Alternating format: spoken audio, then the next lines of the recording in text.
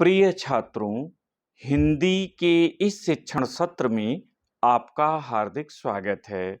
आज हम समय कहानी के सारांश की चर्चा करेंगे। समय कहानी के लेखक यशस्वी कथाकार यशपाल हैं। वे मानव मन के अद्वितीय पारखी हैं। उन्होंने समय कहानी की कथा वस्तु भी एक भावना के रूप में ही ग्रहण की है।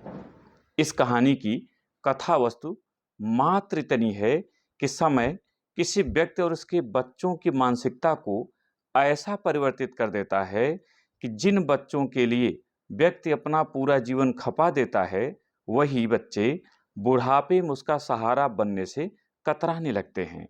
लेखक स्वयं इस कहानी का एक पात्र है, अतः इसकी कथा वस्तु आत्मकथात्मक शैली में है।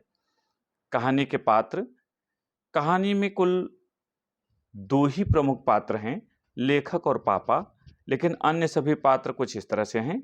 लेखक कहानी का लेखक, पापा लेखक के पिता, अम्मी लेखक की माँ, मंटू, गोगी, पुष्पा परिवार के अन्य सदस्य।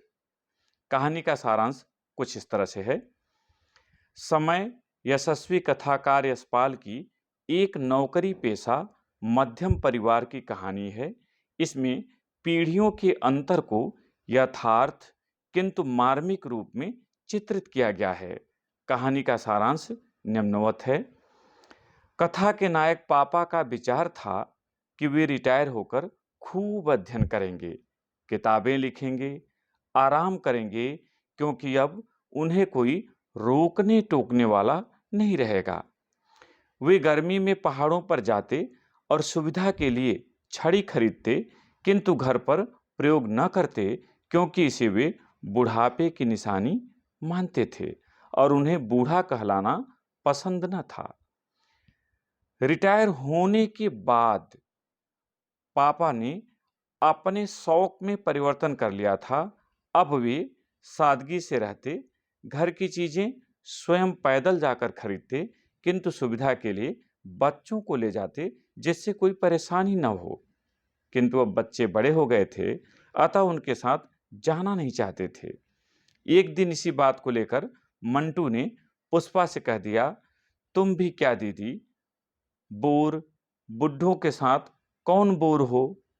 यह सुनकर पापा सन्न रह गए। उन्होंने एक निर्णय लेते हुए छड़ी मांगी और उसी के सहारे घूमने चले गए। मानो हाथ की छड़ी को टेक कर उन्होंने समय को स्वीकार कर लिया। यहीं पर आकर कहानी समाप्त हो जाती है। दूसरे भाग में उद्देश्य के साथ फिर उपस्थित होंगे। बहुत बहुत धन्यवाद।